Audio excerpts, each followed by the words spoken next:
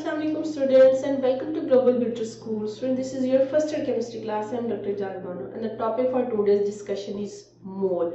Students, हम chapter 1 stoichiometry उसको हम डिस्कस कर रहे हैं। प्रीवियस लेक्चर में हमने stoichiometry का कॉन्सेप्ट हमने उसको डिस्कस किया था और आज का जो हमारा टॉपिक है that is the mole. Student, mole को हम स्मॉल n के साथ रिप्रेजेंट करते हैं और ये स्टोइचियोमेट्री और mole and even then after that Avogadro's number, जब वो आप कंप्लीटली अंडरस्टैंड कर लेंगे तो हमारे पास जो आपके करिकुलम में कुछ SLOs हैं तो फिर आप उसको अंडरस्टैंड कर पाएंगे, यानी उसके बाद आपको वो चीज़ें समझ आएंगी। मैं यहाँ पे आपको स्टोइचियोमेट्री और मोल के रेलेवेंट कुछ SLOs आपको मैं मेंशन कर रही हूँ। Like after completing this topics, students, you will be able to interpret a balanced chemical equation in terms of interacting moles, representative particles, mass and volume of the gas at standard temperature and pressure। यही SLO मैंने stoichiometry वाले topic में भी इसको coat किया था। तो हमें एक्चुअली यहाँ पे 4-5 टॉपिक्स पढ़ेंगे तो उसके बाद आपको ये चीज़ें समझ आएंगी जो SLOs में मेंशन है, यानी स्टूडेंट्स लर्निंग आउटकम्स में मेंशन है। और मैं रिपीट के देती हूँ कि आपके जो नेक्स्ट एग्जाम्स होंगे वो सारे के सारे SLO बेस्ड होंगे, यानी स्टूडेंट लर्निंग आउटकम्स के टॉपिक्स पढ़ने के बाद आपको क्या क्या समझ आई है और उससे रेलेवेंट क्या क्वेश्चंस जो है जो आपको सॉल्व कर पाएंगे। जब एक टॉपिक को आप थॉरोली अंडरस्टैंड करेंगे तो फिर कोई प्रॉब्लम नहीं है आपके लिए, वो किसी भी बोर्ड का एग्जाम हो, किसी भी टाइप का क्वेश्चन हो, वो आप इजीली उसको अटेम्प्ट कर पाएंगे। Second, you will be able to construct mole ratios from balanced chemical equation for use as conveyor factor in stoichiometric problems। ये भी हम न्यूमेरिकल्स करेंगे कि हम कैसे कन्वर्ट कर सकते हैं रिएक्टेंट्स के मैस को मोल्स में और उसकी हेल्प से हम प्रोडक्ट्स के मैस या मोल भी कैलकुलेट कर सकते हैं। इसके अलावा you will be able to perform stoichiometric calculations with balanced chemical equation using mole, representative particles, mass and volume of the gases at standard temperature and pressure। तो ये जब हम प्रॉब्लम सॉल्व करेंगे तो वहाँ पे आपको इसकी ज़्यादा अच्छे तरीके से समझ आएगी। अब before going into the detail of the मोल, इससे पहले कि मैं आपको मोल की डेफिनेशन बताऊं कि मोल क्या होता है, हम उसको कैसे, हम उसका फार्मूला क्या, उसकी इक्वेशन क्या है, हम मोल कैसे फाइंड आउट कर सकते हैं, तो उसके लिए जरूरी है कि पहले मैं कुछ चीजें आपको ऑब्वियसली आपको पता होंगी, जस्ट मैं आपको रिकॉल करवा रही हूँ, आपको रिमाइंड करवा रही हूँ ताकि मोल को अंडरस्टैंड करने में आपको आसानी हो। एक तो हमारे पास सब्सटेंस होते हैं, उसकी डिफरेंट टाइप्स होती है, डिफरेंट फॉर्म्स होती हैं। मीन्स के जैसे वो लिक्विड फॉर्म में हो सकता है, वो गैसियस फॉर्म में हो सकता है, वो सॉलिड फॉर्म में हो सकता है, यानी उसकी एक तो सबसे यानी किसी भी फॉर्म में हो सकता है, वो गैस, लिक्विड या सॉलिड हो। इसके अलावा उसकी टाइप्स होती हैं कि वो हमारे पास एटॉमिक फॉर्म में हो, हमारे पास वो मॉलिक्यूलर फॉर्म में हो, हमारे पास वो एक कंपाउंड हो या वो एक आयनिक कंपाउंड हो या वो सिर्फ आयन्स हो, आयनिक स्पीशीज हो। तो यहाँ पे मैं आपको रिकॉल करवाई, मैं आपके सामने मैंने कुछ एग्जांपल्स रखी हैं। जैसे गोल्ड है, ठीक है, गोल्ड आर्म जिसको हम बोलते हैं। गोल्ड के अंदर क्या होता है कि सारे पार्टिकल्स आर्म गोल्ड के AU के होते हैं, यानी गोल्ड को हम जो उसका केमिकल नेम है उसको हम आर्म कहते हैं और AU से रिप्रेजेंट करते हैं। अगर आपके पास जैसे ये ज्वेलरी वगैरह हम बनाते हैं, ये स्लैब्स आपको नजर आ रही है, तो इसके अंदर क्या होंगे, सारे एटम्स क्या होंगे, वो सारे गोल्ड के एटम्स होंगे। तो ये एटॉमिक, हम इसको कहेंगे दिस इज एटॉमिक सब्सटेंस, के इसमें सारे एक टाइप के ही एटम्स हैं। इस तरह से ये कॉपर वायर्स आमतौर पे यूज होती हैं, इसमें ये जो वायर होती है वो कॉपर से बनी हुई होती है। जिस तरह से अब डायमंड है, डायमंड में जो बेसिक उसका कॉन्स्टिट्यूएंट है वो कार्बन है, तो वो सारे कार्बन से बना होता है। तो इसलिए हम इसको एटॉमिक सब्सटेंस, कॉपर वायर्स को या कॉपर से जो भी चीज बनी होगी उसको हम एटॉमिक सब्सटेंस कह सकते हैं, डायमंड को हम एटॉमिक सब्सटेंस कह सकते हैं। इसके अलावा हम कुछ हमारे पास कंपाउंड्स होते हैं जो मॉलिक्यूल्स की फॉर्म में होते हैं, जैसे वाटर मॉलिक्यूल हो गया, हमारे पास ग्लूकोज का मॉलिक्यूल हो गया, सुक्रोज का मॉलिक्यूल हो गया। इसके अलावा हमारे पास वो बेतहाशा मॉलिक्यूल्स हैं, कार्बन डाइऑक्साइड है, नाइट्रोजन है, अमोनिया है, ये सब क्या है, ये मॉलिक्यूल्स हैं। वो चाहे मॉलिक्यूल्स हमारे पास लिक्विड स्टेट में है, हमारे पास वो सॉलिड स्टेट में है, वो हमारे पास गैसियस स्टेट में है, जिस भी फॉर्म में, यानी वो किसी फॉर्म में भी हो सकते हैं और उसके अलावा उनकी नेचर एटॉमिक नेचर हो सकती है या उनकी मॉलिक्यूलर नेचर हो सकती है। तो अगर वो मॉलिक्यूल की फॉर्म में, जैसे ये हाइड्रोजन गैस H2, तो ये क्या होता है कि एक हाइड्रोजन गैस, इसके अंदर 2 हाइड्रोजन होते हैं, तो हम इसको कहते हैं कि मॉलिक्यूल है। तो इस टाइप के सब्सटेंस को हम कहेंगे मॉलिक्यूलर सब्सटेंस। इसी तरह से जैसे शुगर, सुक्रोज है, तो C12H22O11 एक मॉलिक्यूल का फॉर्मूला है, तो इसके अंदर बहुत सारे सुक्रोज के मॉलिक्यूल्स होते हैं जो आपस में अटैच होते हैं, क्योंकि ये सॉलिड फॉर्म में इनमें हाइड्रोजन बॉन्डिंग है। जबकि ये H2 हमारे पास गैसियस फॉर्म में है, H2O अगर आप लेंगे तो हमारे पास लिक्विड फॉर्म में होगा। तो ये किसी भी फॉर्म में, और उसके बाद फिर उनकी फर्दर कि वो एटॉमिक, मॉलिक्यूलर या आयनिक कंपाउंड या आयंस की फॉर्म में हो सकता है। तो एक हमारे पास ये एटॉमिक फॉर्म होगी, एक हमारे पास ये मॉलिक्यूलर फॉर्म होगी, और एक हमारे पास जो सोडियम क्लोराइड टेबल साल्ट हम इसको कहते हैं, ये आयनिक कंपाउंड है, क्योंकि ये डिफरेंट आयन से बनते हैं। जैसे सोडियम क्लोराइड है तो वो सोडियम आयन पॉजिटिव आयन और क्लोराइड नेगेटिव आयन, इनके इलेक्ट्रोस्टैटिक फोर्स ऑफ अट्रैक्शन से बनते हैं। तो इसको मॉलिक्यूल नहीं कहते हैं, बल्कि इनके दरम्यान में इलेक्ट्रोस्टैटिक फोर्स ऑफ अट्रैक्शन होती हैं ऑपोजिट चार्जेस में, और एक आयनिक कंपाउंड बनता है और इनमें एक फिक्स रेशियो होती है, इसलिए हम इसको आयनिक कंपाउंड कहते हैं। इसको हम, इसके मैस को हम फॉर्मूला मैस भी कहेंगे, ये भी मैं आगे चल के आपको बताती हूँ।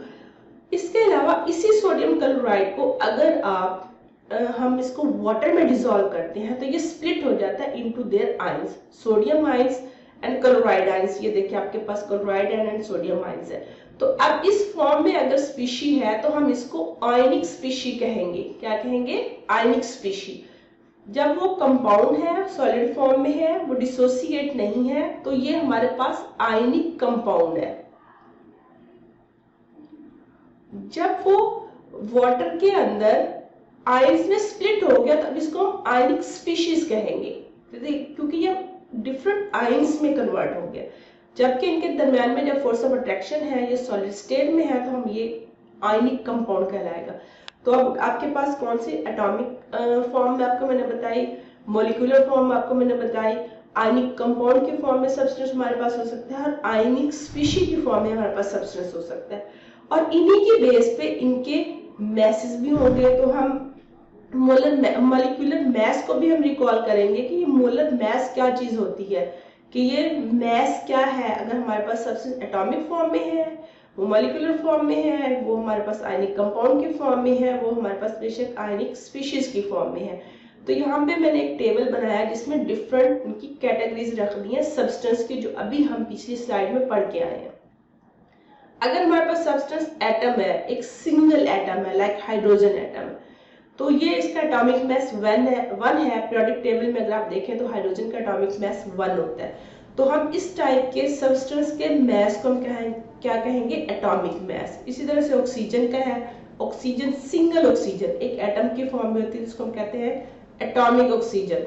और पीरियोडिक टेबल में इसका जो मास है वो 16 AMU है, या 16 ग्राम पर मोल है। तो ये भी एक एटॉमिक मास कहलाएगा।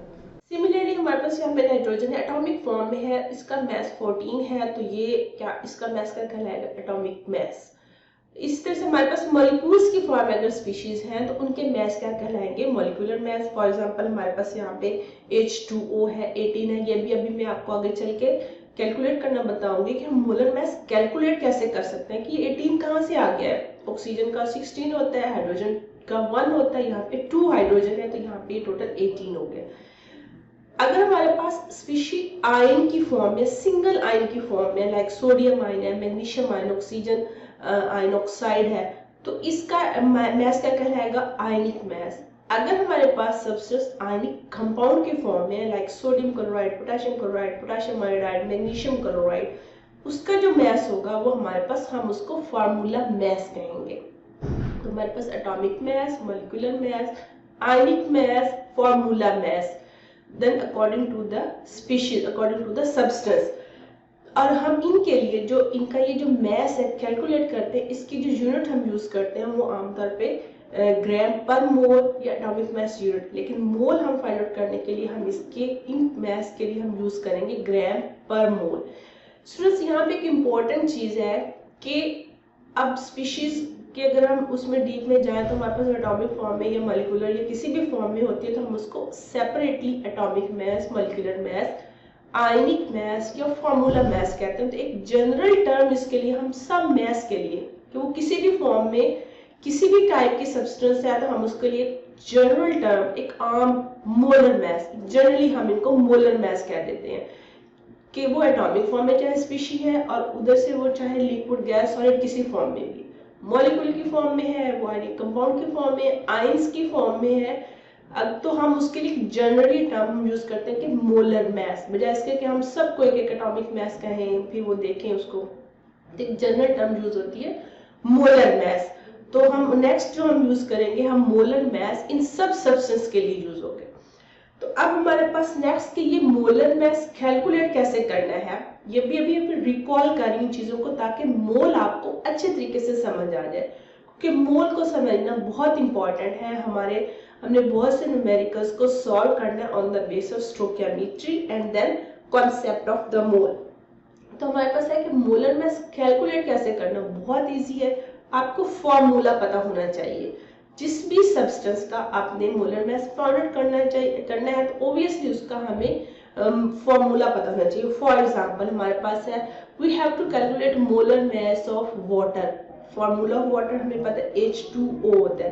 तो अब इसका कैलकुलेट कैसे करना है कि अब हमारे पास अगर हमें हाइड्रोजन का मास पता हो और ऑक्सीजन का मास पता हो, सो हमारे पास पीरियोडिक टेबल में सबके मास दिए होते हैं। आप यहाँ से किसी का भी फाइंड आउट कर सकते हैं। फॉर एग्जांपल यहाँ पे हाइड्रोजन का 1, ये जो नीचे लिखा हुआ 1, जबकि ऑक्सीजन का यहाँ पे नीचे लिखा हुआ 16। तो अब हमें पता चल गया कि हाइड्रोजन का 1 होता है, ऑक्सीजन का 16 होता है। तो हम क्या फाइंड आउट करेंगे कि अब चूंकि इस टोटल वाटर में 2 हाइड्रोजन है और एक हाइड्रोजन का मास 1 है प्लस ऑक्सीजन का 16, ये हमने पीरियोडिक टेबल से देखा, तो टोटल मास वाटर का क्या हुआ 18 ग्राम पर मोल।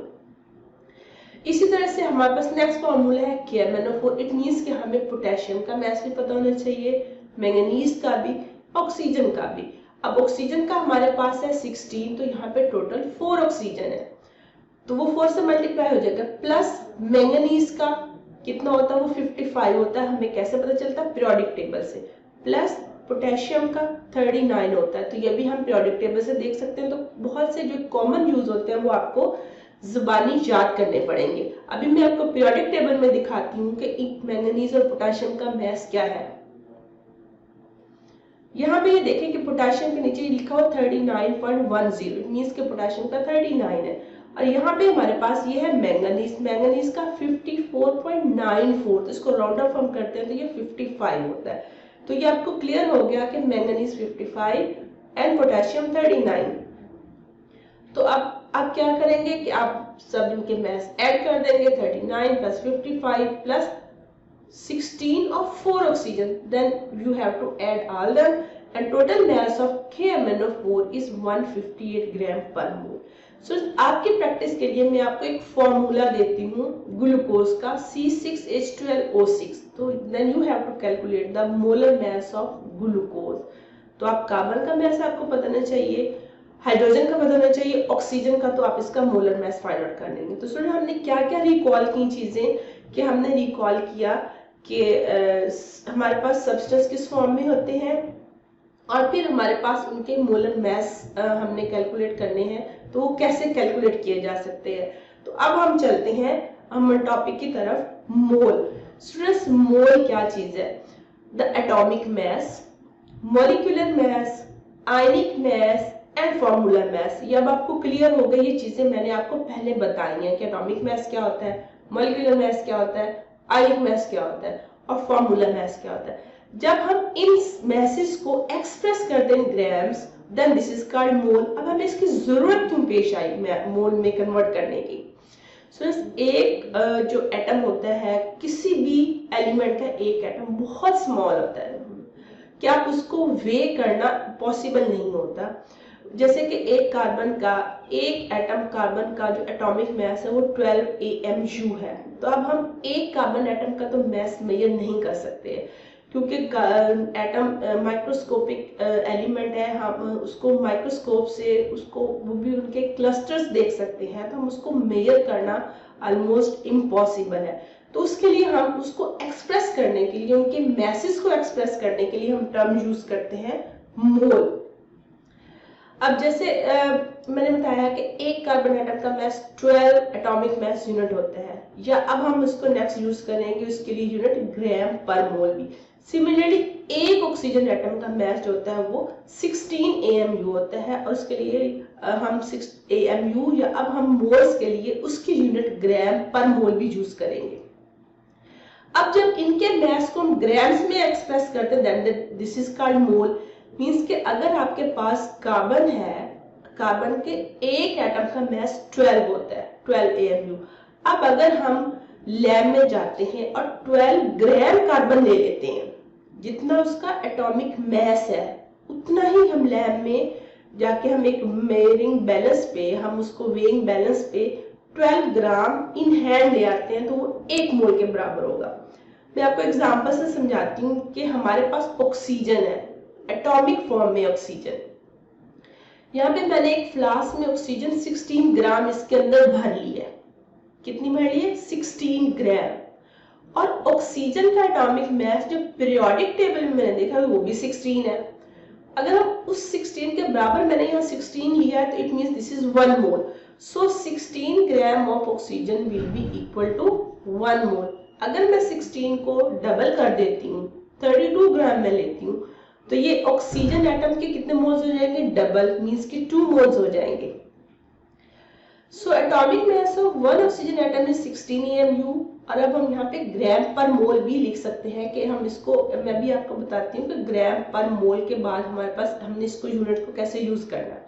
सो taking 16 gram of oxygen from weight measuring balance, then this will be a 1 mole. Next example में मैं आपको बताती हूँ, हमारे सामने ये मैंने रखा हुआ है 1 मोल वाटर है ये इसके अंदर, और नीचे में लिख दिया कि 18 ग्राम है। इसका मतलब है कि अगर आप वाटर 18 ग्राम लेते हैं, वजन करते हैं, तो वो 1 मोल के बराबर हुआ। क्यों? क्योंकि आपको पता है कि वाटर का अगर आप मोलर मास कैलकुलेट करें, देखिए हाइड्रोजन का 1 होता है, तो यहाँ पे आपके पास कितने हाइड्रोजन है? टोटल 2 हाइड्रोजन है, प्लस ऑक्सीजन अभी हमने पहले भी कैलकुलेट किया 16, तो वो क्या होता है? 18। तो 18 ग्राम अगर इसका मोलर मास है, उतना ही हम वाटर ले रहे हैं, 18 ग्राम वाटर ले रहे हैं मेजरिंग बैलेंस पे, तो वो एक 1 मोल के बराबर होगा। अगर हम 18 की बजाय इसको, यहाँ पे मैं कहती हूँ 18 की बजाय अब मैं यहाँ पे ये 9 ग्राम ले लेती हूँ कि यहाँ पे ये गिलास के अंदर अब वाटर कितना है? 9 ग्राम। 18 से हाफ हो गया, तो ये मोल भी कितने हो जाएंगे? हाफ, यानी 0.5 मोल। अगर 18 की बजाय ये 36 हो जाए, यानी डबल हम ले लें 36 ग्राम, तो अब इसके अंदर वाटर डबल है हमारे पास, तो मोल 1 से क्या हो जाएगा? डबल, मीन्स कि ये 2 मोल्स हो जाएंगे। तो होपफुली ये आपको क्लियर होगा कि जब आप मोलर मास उस किसी भी सब्सटेंस, वो एटॉमिक फॉर्म में हो, वो मॉलिक्यूलर फॉर्म में हो, वो आयनिक कंपाउंड की फॉर्म में हो, वो हमारे पास आयनिक स्पीशीज की फॉर्म में हो, जब भी आप उनके मोलर मास के बराबर मास लेते हैं तो वो 1 मोल कहलाता है। अगर डबल लेते हैं तो मोल्स डबल हो जाएंगे, अगर आप हाफ करते हैं तो मोल्स हाफ, अगर आप 4 टाइम्स ज्यादा लेते हैं तो मोल्स भी 4 टाइम्स ज्यादा हो जाएंगे। तो ये मैंने आपके सामने एग्जांपल रखी है, होपफुली ये एग्जांपल आपको क्लियर होगी। अब हम कुछ और एग्जांपल्स भी लेते हैं। 58.5 ग्राम अगर आप सोडियम क्लोराइड का मोलर मास कैलकुलेट करें, जो टेबल साल्ट है, सोडियम का होता है 23, आप पीरियोडिक टेबल में इसको जरूर देखें। क्लोरीन का होता है 35.5। जब आप इन दोनों को ऐड करते हैं तो वो 58.5 ग्राम पर मोल इसका वेट है, जो पीरियोडिक टेबल से हमने इसके फार्मूले को देख के कैलकुलेट किया। अब यही जो इसके अंदर मैंने लिया ये भी एग्जैक्ट कितने 58.5 ग्राम है, ये 58.5 ग्राम, उतना ही मैंने सोडियम क्लोराइड लिया जितना उसका मोलर मास है। यहाँ पे स्पेशली हम यूज करेंगे वर्ड फार्मूला मास। तो वो कितने मोल के बराबर हुआ? 1 मोल के बराबर। अगर इसी क्वांटिटी को मैं डबल ले लूं, 58.5 की बजाय 117 ग्राम ले लूं, तो मैं इसके मोल्स भी क्या हो जाएंगे? डबल हो जाएंगे। नेक्स्ट मोर एग्जांपल्स है आपके पास। अब ऑक्सीजन मॉलिक्यूल है आपके पास, ऑक्सीजन, एक ऑक्सीजन का 16 होता है, यहाँ पे 2 ऑक्सीजन, तो 2 ऑक्सीजन का 32 ग्राम होगा। तो ऑक्सीजन मॉलिक्यूल का मोलर मास 32। अब हमने 32 ग्राम ही लिया, जो 32 ग्राम हमारे पास क्वांटिटी होगी that will be equal to 1 mole. Similarly अगर आपके पास सोडियम आयंस है, सोडियम आयंस की, मैं आयनिक स्पीशी की बात कर रही हूँ यहाँ पे, तो आपको पता है कि आयन से मुराद है कि पॉजिटिव आयन से मुराद है एक इलेक्ट्रॉन रिमूव हो चुका है, नेगेटिव से मुराद होगा एक इलेक्ट्रॉन उसने गेन किया हुआ है। चूंकि इलेक्ट्रॉन का मास नेग्लिजिबल है तो यूजुअली उसके मास के अंदर हम उसको टोटल ऐड नहीं करते हैं। तो सोडियम का एटॉमिक मास अगर आप पीरियोडिक टेबल में देखें तो 23 है, तो आयन की फॉर्म में जब आता है तो भी उसका मास ऑलमोस्ट उतना ही 23 ग्राम्स रहता है। तो अब अगर आपके पास सोडियम आयन 23 ग्राम, आप चूंकि उसका आयनिक मास 23 है, आप 23 ग्राम जाके लेते हैं तो वो 1 मोल के बराबर है। इसी तरह से सोडियम अगर वो एटॉमिक फॉर्म में है, कंप्लीट है, वो उसका कोई आयन नहीं बना हुआ, तो वो भी 23 ग्राम ही होगा। तो अगर हम सोडियम 23 ग्राम जाते हैं, उतनी मेटल लेते हैं 23 ग्राम का तो 1 मोल होगा। अगर हम इसको डबल करेंगे तो मोल इसके डबल हो जाएंगे। होपफुली ये आपको बहुत क्लियर होगा। अगर हमारे पास एक रैंडम हमारे पास कंपाउंड का कुछ मैस पड़ा हुआ है, अगर हमें उस कंपाउंड का फॉर्मूला पता होगा कि उसका फॉर्मूला क्या है, उसके अंदर कौन कौन से एलिमेंट्स यूज हुए हैं, तो हम उसके मोल आसानी से निकाल सकते हैं। उसके लिए हमारे पास इक्वेशन या फॉर्मूला है मोल फाइंड आउट करने के लिए, नोन मैस, और ये ग्राम में होना जरूरी है, ये इंपॉर्टेंट है, इसको नोट कर लें कि ये मैस इन ग्राम हमेशा आपने लेना है, डिवाइडेड बाय मोलर मैस। तो अगर हमें उस कंपाउंड का फॉर्मूला पता होगा तो फॉर्मूले से हम उसका मोलर मैस कैलकुलेट कर लेंगे। तो जितने भी ग्राम्स होंगे आप उसके फॉर्मूले मैस से डिवाइड करेंगे तो आपके पास मोल्स फाइंड आउट हो जाएंगे। तो बहुत आसान है, और इसके लिए जो यूनिट यूज करते हैं वो हम मोल ही लिखते हैं, MOLE। अब यहां से भी आपको पता चल जाएगा कि अगर आप इसके यूनिट्स निकालें, नोन मैस इन ग्राम, यानी जो मैस इन ग्राम आपको पता है ग्राम, और मोलर मैस की यूनिट मैंने आपको बताई थी, हम यूज करेंगे ग्राम पर मोल। जब ग्राम ग्राम से कैंसिल होगा तो ये मोल इनवर्स में है, ये ऊपर चला जाएगा, तो वो क्या रह जाएगा हमारे पास आंसर मोल। तो मोल की यूनिट क्या होती है, मोल होती है। तो ये बड़ा इजी है, अगर आपको मैस इन ग्राम दिया हुआ है और फॉर्मूला पता है तो आप मोल्स निकाल सकते हैं। अगर आपको मोल्स दिए हुए हैं और फॉर्मूला पता है तो आप इवन मैस इन ग्राम में आप उसको कन्वर्ट कर सकते हैं। तो ये अभी हम न्यूमेरिकल्स करेंगे, उसमें हम देखेंगे कि कैसे आप कन्वर्ट कर सकते हैं। यहाँ पे आपके पास क्वेश्चन आ गया, calculate number of moles of water in 14 gram of water. के अगर आपके पास 40 ग्राम है, पहले मैंने आपको एक रिलेशन बताया कि 18 ग्राम है तो 1 मोल के बराबर है, 36 है तो 2 मोल हो जाएंगे। तो अगर 40 ग्राम है तो उसके मोल्स कितने होंगे? ऑब्वियसली बड़ी सिंपल है, आप इसका फॉर्मूला लगाएंगे मोल्स फाइंड आउट करने के लिए, mass in gram divided by molar mass. अब मोलर मैस कहां से आएगा? आपको फॉर्मूला पता होगा तो, फॉर्मूला हमें पता है H2O, उसका मोलर मास कैलकुलेट किया है, that is the 18। So 14 divided by 18, तो आपके पास जो आंसर आएगा that will B moles of water. तो 40 ग्राम से 2.22 मोल्स ऑफ वाटर बनते हैं। नेक्स्ट हमारे पास क्वेश्चन है, what is mass of hydroxide. अब यहाँ पे आपसे मास पूछा है, इक्वेशन फॉर्मूला वही यूज होना है, फ्रॉम 0.5 मोल्स ऑफ हाइड्रोक्साइड। अब आपके पास फॉर्मूला भी है OH, आपको मोल्स गिवन है और आपने मैस इन ग्राम कैलकुलेट करना है, वही फॉर्मूला यूज होगा, mass in gram divided by molar mass. अब सिर्फ ये क्या होगा कि आप मोल्स की जगह पे मोल्स लगा देंगे, ये 0.5, और मोलर मैस आप कैलकुलेट करेंगे यहाँ से O and H। O का एटॉमिक मैस होता है 16, हाइड्रोजन का होता है 1, तो टोटल क्या हो गया 17 ग्राम। सो mess in gram find out हुआ 17 मल्टीप्लाइड बाय 0.5, तो आपके पास 8.5 ग्राम ऑफ हाइड्रोक्सिल आयंस बनेंगे 0.5 मोल से। होपफुली ये आपको क्लियर है।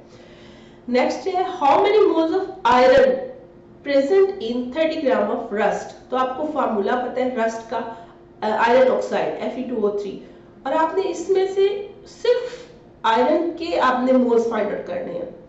तो अब हमारे पास जबकि मैस इस पूरे रस्ट का है, आयरन ऑक्साइड का है, तो अब हम डायरेक्ट तो आयरन के मोल्स फाइंड आउट नहीं कर सकते। ऑब्वियसली हम पहले जो हमारे पास पूरा कंपाउंड है उसका हम मोल्स में कन्वर्ट करेंगे। तो पहले आप डाटा लिखें कि आपने क्या फाइंड आउट करना है, moles of iron. Mass of iron आपको गिवन है 30 ग्राम, इसका मोलर मास आप फाइंड आउट करेंगे। ये एक आयनिक कंपाउंड है, इसको हम फॉर्मूला मास में लिख सकते हैं। तो आपको पता है कि एक आयरन का पीरियोडिक टेबल में आप देखें 56 होता है और हमारे पास 2 आयरन प्लस ऑक्सीजन 3 है और एक ऑक्सीजन का 16 होता है, टोटल 160 ग्राम पर मोल बनता है।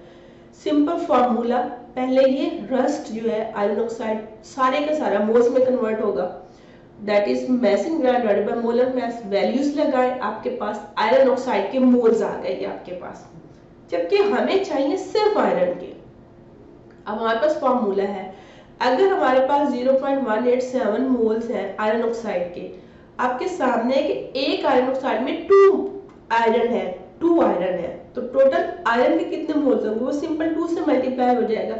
As 1 mole of iron oxide has iron atoms 2 moles, तो 0.187 में कितने होंगे, just it will multiply by 2।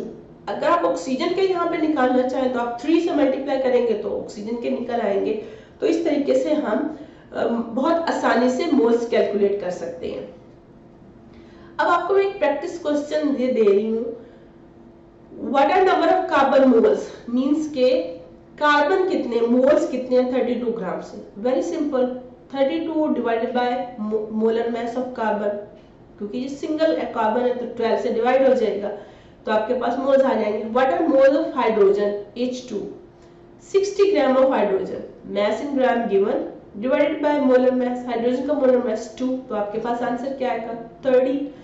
What is the mass of 0.5 moles of ice, ice का फार्मूला ऑब्वियसली H2O ही होता है, तो अब यहाँ से आप उसका मोलर मास कैलकुलेट करेंगे, मोल्स आपको गिवन है तो हम मास इन ग्राम में वही फार्मूला लगाएंगे तो आप कैलकुलेट कर लेंगे। How many moles of potassium are present in 58 gram of potassium chloride, simple पहले आप इसके मोल्स बनाएंगे और 58 divided by molar mass, potassium 39 plus 35.5 calorie, आपके पास पोटेशियम क्लोराइड के मोल्स आ जाएंगे। तो एक मॉलिक्यूल में एक ही पोटेशियम है तो जितने उसके मोल्स आएंगे ऑब्वियसली वो भी उतने ही होंगे क्योंकि उनकी रेशियो 1 है। तो आप इस तरीके से आप बहुत से क्वेश्चंस आप इसको प्रैक्टिस करेंगे तो बहुत आसानी से आप इनको मोल्स में कन्वर्ट कर सकते हैं और मास में भी कन्वर्ट कर सकते हैं। अब क्वेश्चन आपके पास जैसे ये है 58.5 atomic mass unit of sodium chloride are termed as formula mass and not molecular mass. मैं आपको एक्सप्लेन कर चुकी हूँ कि हम सोडियम क्लोराइड या पोटेशियम क्लोराइड इनको हम मॉलिक्यूलर मास नहीं कहते बल्कि हम कहते हैं formula mass, because these are formed by the electrostatic force of attraction between opposite ions and they have some fixed ratio, they are not molecules. That's why 58.5 atomic mass unit of sodium chloride is called formula mass and not the molecular mass. Give an example, 2 examples to show the mass mole relationship. तो आप वो find out करें। अभी मैंने आपके पास इतनी सारी एग्जांपल दी, 18 gram of water equals to 1 mole, 16 grams of oxygen atom equals to 1 mole, 32 grams of O2 equals to 1 mole, 58.5 grams of sodium chloride equals to 1 mole, 117 grams of sodium chloride equals to 2 moles। तो आप इस तरह से आप बहुत से examples आप इसमें दे सकते हैं। So this was all about the mole। फिर हमने उसमें क्या देखा, मैस और मोल का रिलेशनशिप हमने देखा कि मैस को मोल्स में, मोल को मैस में कैसे कन्वर्ट कर सकते हैं, हमने सारी कैलकुलेशंस देखी। हमारा नेक्स्ट टॉपिक होगा एवोगैड्रोस नंबर और उसमें हम मैस, मोल और एवोगैड्रोस नंबर का भी हम एक रिलेशन फाइंड आउट करेंगे। हम कन्वर्ट करेंगे मैस को मोल में, मोल से एवोगैड्रोस में, तो और वाइस वर्सा, यानी कि वापस उसी तरीके से भी हम कन्वर्ट कर सकते हैं। तो ये बड़े इंटरलिंक और इम्पॉर्टेंट टॉपिक्स हैं और ये आपको बहुत इंपॉर्टेंट है कि ये आपको आने चाहिए। सो नेक्स्ट टॉपिक में हम डिस्कस करेंगे एवोगैड्रोस नंबर।